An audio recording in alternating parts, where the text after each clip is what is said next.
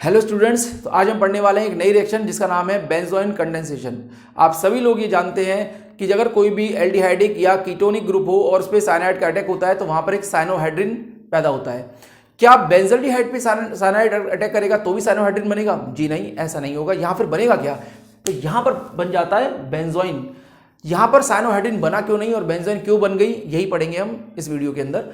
ठीक है, इसी को हम बोलते हैं बेंजोइन कंडेंसेशन। तो बेसिकली होता ये है, नॉर्मल कीटोन से एल्डिहाइड पे जब साइनाइड अटैक करता है तो साइनोहाइड्रिन फॉर्म हो जाता है क्योंकि वहां पर कुछ भी ऐसी स्पेशल रिएक्शन नहीं हो रही है।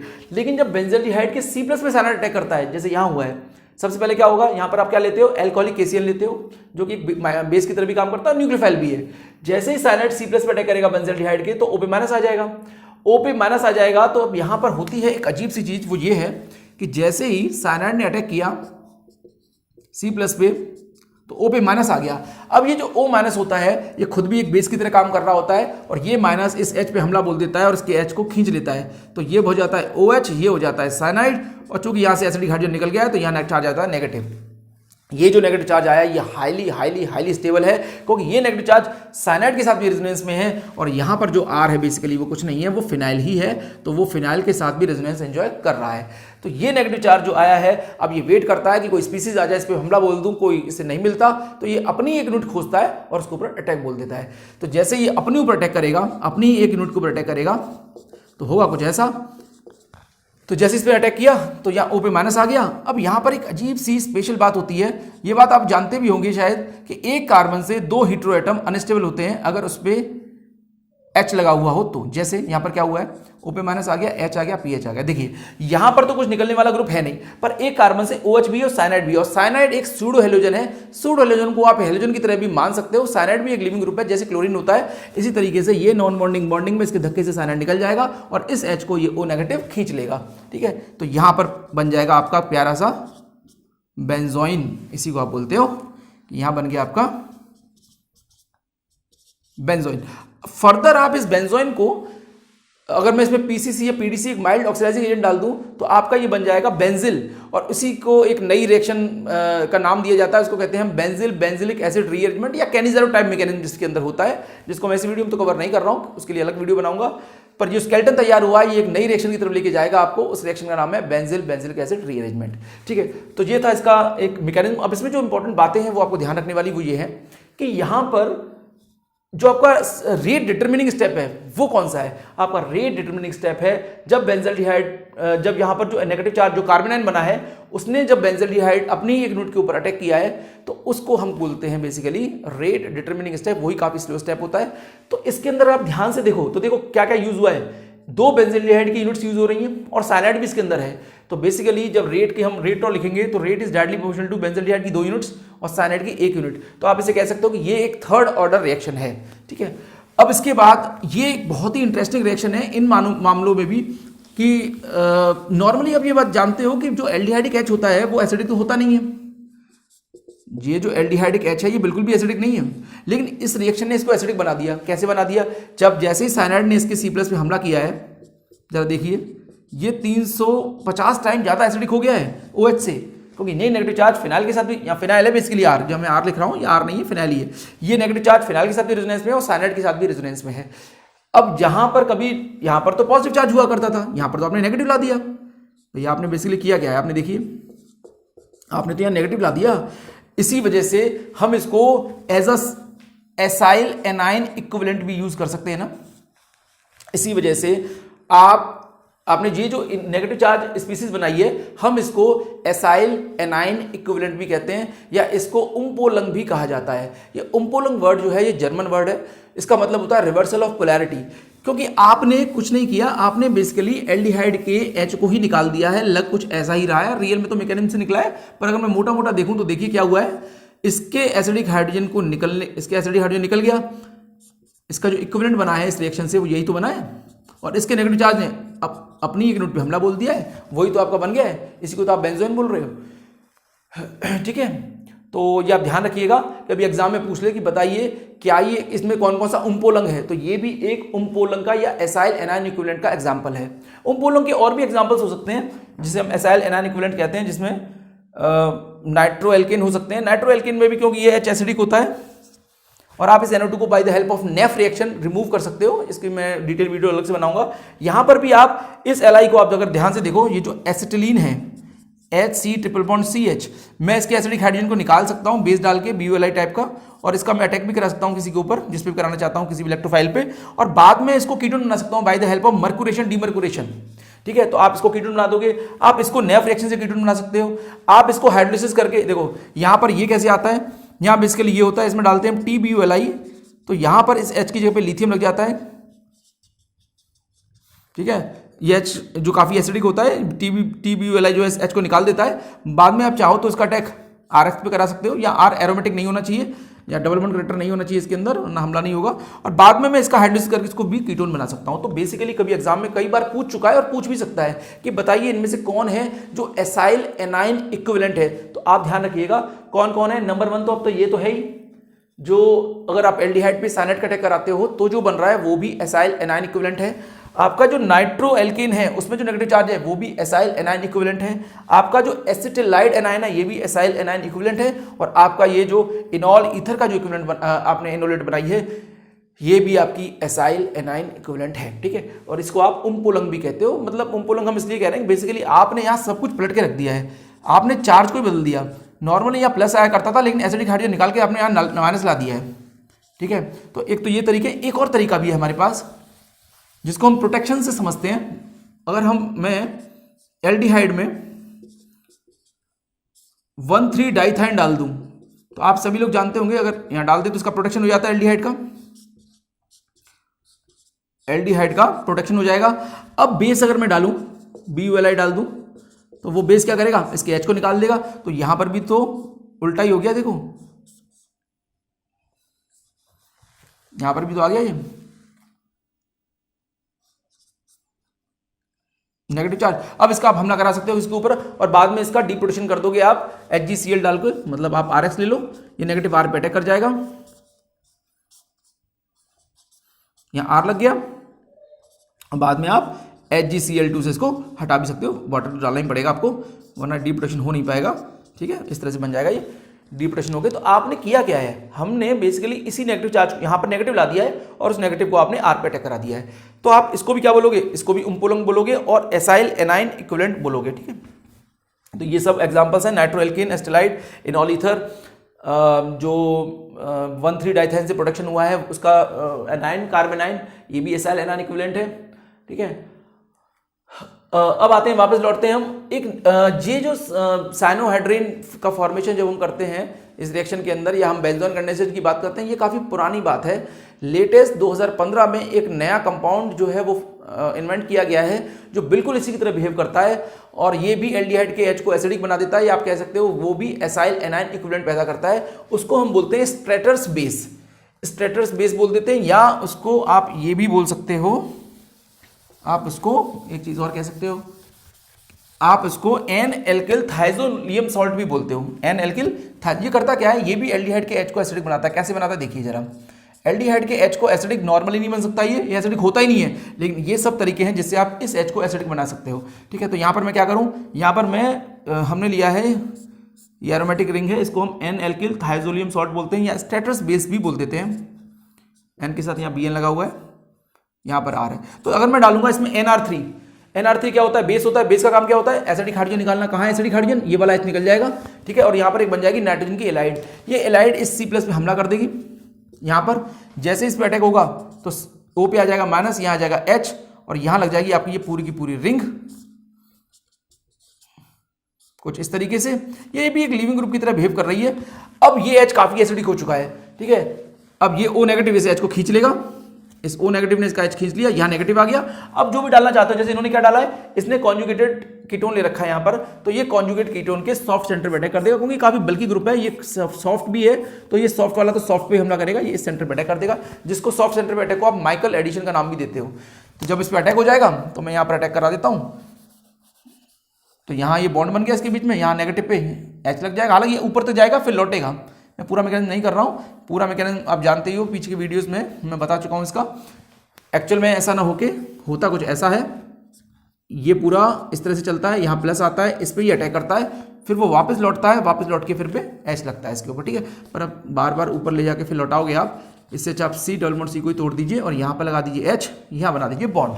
ठीक है, अब देखिए एक कार्बन से फिर से 2 हीट्रो एटम, इसको जाना पड़ेगा इस तरीके से, तो यहाँ जो कंपाउंड फॉर्म होगा आपका कुछ इस तरीके का कंपाउंड फॉर्म हो जाएगा। ठीक है, तो ये बहुत ही, और ये रिएक्शन यही नहीं रुकती, एग्जामिनर चाहे तो इस रिएक्शन को फर्दर वो करवा सकता है। वो कहेगा यहाँ आपने डाला OH नेगेटिव, तो बताइए क्या होगा। तो आप देख सकते हो बेस है, बेस यहाँ से निकालेगा, एसिडिक प्रोटॉन और C+ पे हमला करके एल्डोल कंडेंसेशन आगे करवाई जा सकती है। ठीक है, मैं यहाँ पर नहीं करवा रहा हूँ, पर हाँ ये रिएक्शन आगे जा सकती है कहाँ, एल्डोल कंडेंसेशन के रूप में।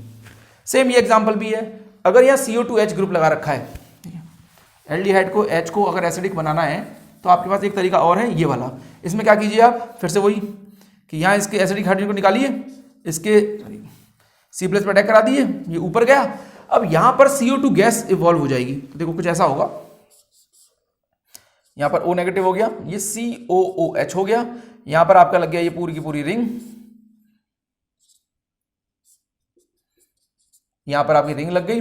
अब यहाँ पर क्या हुआ है, यहाँ CO2 गैस निकलेगी, ये वाला बॉन्ड इधर आएगा।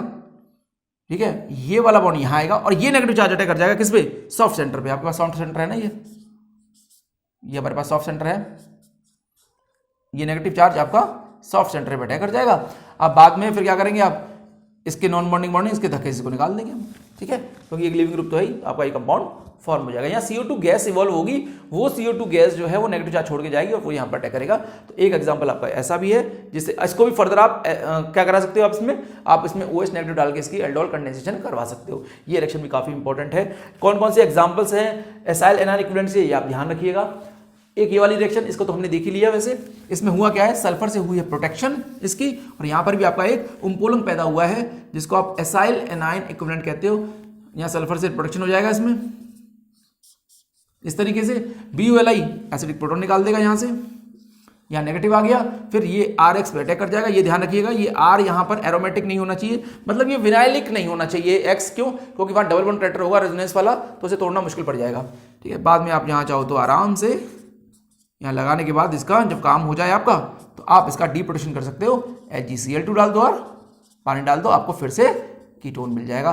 तो बेसिकली आप अगर देखो, इतना लंबा मैकेनिज्म आपको ना करने की जरूरत पड़ेगी अगर आप ये जानते हो कि इस रिएक्शन में हो क्या रहा है।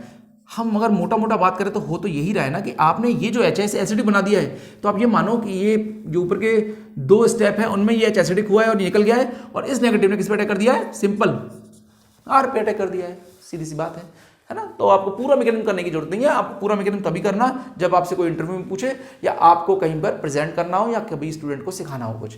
ठीक है, लेकिन अगर आप अपने लिए एग्जाम्स में अगर इस क्वेश्चन को कर रहे हो तो आप फास्टली भी कर सकते हो। आपके मन में ये रिएक्शन चलनी चाहिए, ना कि आप इसे एक एक स्टेप को करके देखो। हाँ, अभी तैयारी कर रहे हो तो आप पूरा कीजिए अभी, पर जब आपको एक बार आ जाए तो आप फिर इसको पूरी रिएक्शन को कॉपी में लिखने की जरूरत नहीं है। ठीक है, आप दिमाग में भी कर सकते हैं। जैसे ये रिएक्शन है, इसमें आपने एल्डिहाइड के लिए है 2 इक्विवेलेंट और ये एरोमेटिक एल्डिहाइड्स के तो 4 है यहाँ पर CHO।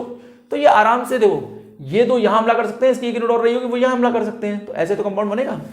आप इसे खुद ट्राई करना। ये कंपाउंड देखो, मैं आपको हिंट देता हूँ। यहाँ पर एल्कोहलिक केसीन डालोगे, इसके बाद 2 ऑप्शन है कहाँ अटैक करे, या तो एल्डिहाइड के C+ पे अटैक करे या फिर बेंजल एरोमेटिक एल्डिहाइड के बेंजल्डिहाइड में कॉन्जुगेशन चल रहा है तो अटैक होगा CHO के ऊपर। तो जब CHO पे आप अटैक करा दोगे साइनाइड का, अब तो खुद ही देखिए क्या होगा।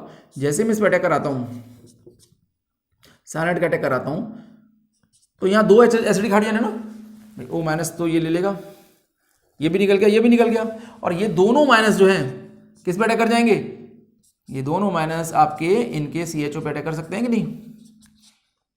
एक यहाँ अटैक कर जाएगा, एक यहाँ अटैक कर जाएगा, इधर रिंग बन जाएगी ना एक। सेम रिपीट करोगे आप ये प्रोसेस यहाँ पर भी आप ऐसा ही कीजिएगा। बिल्कुल इसको उठाओ और ऐसा यहाँ कर दो, बाद में आपको टोटोमराइज करके आपको ये बहुत ही प्यारा सा एरोमेटिक कंपाउंड बन जाएगा। ठीक है, तो आप इसको खुद ट्राई कीजिएगा। ठीक है, कोई डाउट हो तो आप कमेंट में पूछ सकते हो। ठीक है, ये हो सकती है रिएक्शन। अब यहाँ पर अगर ये तो चलो सिमेट्रिकल मॉलिक्यूल्स थे, कई बार ये भी देखा गया है कि अनसिमेट्रिकल मॉलिक्यूल्स भी होते हैं रिएक्शंस के अंदर, तो उस पर हम डोनर और एक्सेप्टर मैकेनिज्म लगाते हैं। मतलब क्या है इसका कि जब साइनाइड अटैक करेगा तो हमें ये कंफ्यूजन रहती है कि साइनाइड हमला करेगा कहाँ। अब यहाँ तो 2 है, C+ ये भी है यहाँ पर। तो आप ध्यान रखिए कि यहाँ पर क्या हुआ है, ये डोनर है और एक एल्डिहाइड एक्सेप्टर है। तो जहां पर आपका कार्बेनाइन बन रहा है वहां पर इलेक्ट्रॉन रिलीजिंग ग्रुप होना चाहिए, और जहां पर आपका इलेक्ट्रोफिलिक सेंटर है वहां पर आपका इलेक्ट्रॉन विड्रॉइंग ग्रुप होना चाहिए। ठीक है, मतलब क्या है कहने का कि जब आपको ऐसे क्वेश्चन में कंफ्यूजन हो जाए तो आप कुछ नहीं, आप सीधे सीधे सोचिएगा कि साइनाइड को हमला यहाँ हुआ होगा। क्यों? जब साइनाइड यहाँ हमला करेगा तो O पे H लगेगा, यहाँ साइनाइड ऑलरेडी है ही, इस नेगेटिव चार्ज को ये बढ़ाएगा ना प्लस R से। जब ये बढ़ाएगा तो ये क्या बनेगा? ये डोनर बनेगा। तो बगल वाली यूनिट जिस पे अटैक होगा उसमें NO2 तो होना चाहिए। क्यों? क्योंकि अगर यहाँ पर NO2 होगा तो ये एक्सेप्टर बनेगा ना, तो इसमें जल्दी अटैक होगा कि नहीं। लेकिन अगर हमने उल्टा कर दिया, यहाँ पर ले लिया NH2 तो यहाँ और यहाँ ले लिया NO2 तो रिएक्शन होगी नहीं। क्यों? क्योंकि यहाँ के प्लस चार्ज को ये खत्म ही कर देगा NH2, तो अटैक होगा कैसे? तो आप ध्यान रखिएगा, जिस प्लस पे आपको अटैक कराना है, जिस एल्डिहाइड के पॉजिटिव चार्ज पर अटैक कराना है, उस रिंग से आपका इलेक्ट्रॉन विड्रॉइंग ग्रुप लगा होना चाहिए, और जिसको देना है, जहां कार्बन 9 फॉर्म कराना है, उस पे आपका इलेक्ट्रॉन डोनेटिंग सब्स्टिट्यूएंट होना चाहिए। ठीक है, जैसे इसमें हो रखा है, तो आप तो उसके आगे आप कर ही सकते हो, सीधा एक कार्बन से 2 हाइड्रोजन धक्के से साइनाइड को बाहर कर देना, आपका ये वाला बेंजोइन तैयार हो जाएगा। ठीक है, इसी तरह से यहां पर भी है। अगर आप यहां देखो तो हम कहां पर साइनाइड का अटैक कराएं, आपके पास 2 एल्डिहाइड है, तो सीधी सी बात है, ऑक्सीजन जो है इलेक्ट्रॉन विड्रॉइंग इफेक्ट दिखाता है। अब ऑक्सीजन अगर इलेक्ट्रॉन विड्रॉइंग इफेक्ट दिखाएगा तो होगा ये खींचेगा, तो यहां आएगा आपका प्लस चार्ज, यहां प्लस चार्ज डेवलप होगा, तो हमला इस पे होगा, और तो उधर की तरफ जो आपका कार्बन आयन है वो दूसरी साइड बनेगा। इसका मतलब आपका जो कार्बन आयन है वो कहाँ फॉर्म हुआ है? आपका कार्बन आयन यहाँ फॉर्म हुआ है। ठीक है, मैं यहाँ बना देता हूँ, ऐसे हाइड्रोजन निकल गया होगा, यहाँ साइनाइड लग गया होगा, यहाँ पर OH लग गया होगा, और ये नेगेटिव चार्ज पे अटैक कर जाएगा। ठीक है, क्योंकि O का क्या चार्ज होता है? O का रिलेटिवली -I इफेक्ट होता है, जिसकी वजह से यहाँ प्लस चार्ज आया, तो मतलब ये बनेगा डोनर, ये बनेगा एक्सेप्टर। सिमेट्रिकल मॉलिक्यूल में तो कोई टेंशन होती नहीं, किसी को डोनर मानो, किसी को एक्सेप्टर मानो। यहाँ पर आपको ध्यान रखना है कि जो देने वाला है वो डोनर है, जो खींचने वाला है वो एक्सेप्टर है। मतलब साइनाइड का हमला डोनर पे होता है, आप ये बात समझ लीजिए, साइनाइड का हमला डोनर पे होता है और कार्बन आयन का हमला एक्सेप्टर पे होता है। ठीक है, साइनाइड का जो हमला है वो मतलब साइनो जो आपने कार्बन आयन बनाया है, या जो नेगेटिव जो आपने इनोलेट बनाने की कोशिश की है, यहाँ पर इनोलेट तो हम इसे नहीं कहेंगे, इनोलेट में से ऑक्सीजन की होती है। यहाँ बेसिकली आपने जो साइनोहाइड्रिन वाला जो स्टेप है जो करवाया है फर्स्ट, वो जो फॉर्म होगा वो आपका इलेक्ट्रॉन डोनेटिंग सब्स्टिट्यूएंट में होगा, और जो अटैक हुआ है पॉजिटिव सेंटर पे वो आपका इलेक्ट्रॉन विड्रॉइंग सेंटर होगा। ठीक है, इस तरह से एक लास्ट एग्जांपल ये वाला भी है, ये सिंपल है। इसमें भी Me3SiCN, ये आप जानते हो, सिलिकॉन इलेक्ट्रोपॉजिटिव है, साइनाइड नेगेटिव है, ये अटैक करेगा C+ पे, सिलिकॉन अटैक करेगा O पे लग जाएगा सिलिकॉन, C पे लग जाएगा साइनाइड। LD आपने बेस डाल दिया, बेस निकाल देगा एसिडिक हाइड्रोजन को, इस H को, यहाँ पर नेगेटिव आ जाएगा, ये वाला H निकल गया, तो यहाँ कौन सा चार्ज आ गया? नेगेटिव, और ये नेगेटिव आपने एक और कीटोन ले लिया, उसके C+ पे अटैक कर जाएगा। बाद में O- के ऊपर बाद में पानी डाल दिया है, पानी क्या करेगा? पानी आपका सिलिकॉन पे हमला करके इसका कर देगा डिप्रोटेक्शन, O पे आ जाएगा H। ठीक है, तो ये कुछ रिएक्शंस थी जो कि बेंजोइन कंडेंसेशन या उम्पोलंग की थी। और जब हम एक और बात और बताएं, अगर कोई तुमसे ये कहे कि आप एल्काइल एनाइन इक्विवेलेंट बताइए, जैसे RMgX है या RLi है या R2COLi है, ये भी बेसिकली उम्पोलंग है। क्यों? क्योंकि हम जनरली जानते हैं कि जो आपका RH होता है, इस पर डेल्टा पॉजिटिव होता है, इस पर डेल्टा माइनस होता है, पर हम चाहते हैं कि इसका रिवर्स कर दें, हम यहाँ रिवर्सल ऑफ पोलैरिटी पैदा कर दें, हम इसमें उम्पोलंग कर दें। तो हम कैसे कर सकते हैं? आप इसमें मेटल फंसा दो, अगर मैं मैग्नीशियम इसमें इंसर्ट करा दूं, मैं इसको RMgX बना दूं, तो Mg पे प्लस होगा, R पे माइनस आ जाएगा ना, एकदम रिवर्स हो गई। देखो पोलैरिटी, जहां प्लस हुआ करता था वहां माइनस हो गया, सेम पीछे वाले की तरह। एल्डिहाइड में हम ये जानते थे कि जो आपका एल्डिहाइड होता है, यहाँ प्लस होता है, यहाँ माइनस होता है, पर आपने तो यहाँ बिल्कुल ही पलट दिया इस पूरे मैकेनिज्म में। ये सब रिएक्शन तो आपने देखी है, इसमें हुआ क्या है? यहाँ तो माइनस आ गया है, जहाँ प्लस आया करता था, और वो माइनस हमला कर रहा है आगे जाके, तो इसी को आप उम्पोलंग या रिवर्सल ऑफ पोलैरिटी कहते हो। कुछ एग्जांपल इसके ऑर्गेनोमेटालिक कंपाउंड्स भी होंगे, इसमें R2CD और R2ZN भी हो सकते हैं, ये तो है ही इसके अंदर। तो ये सब थी बातें आपकी बेंजोइन कंडेंसेशन और उसकी टाइप की रिएक्शंस, जिसमें आपका स्टेटस बेस जो कि बहुत इंपॉर्टेंट है, और आपका 1,3-डाइथाइन से प्रोटेक्शन, ये भी बहुत इंपॉर्टेंट है, आप इसको अलग से याद रखिएगा। ठीक है, तो नेक्स्ट वीडियो में देखेंगे एक नई रिएक्शन, तब तक के लिए धन्यवाद।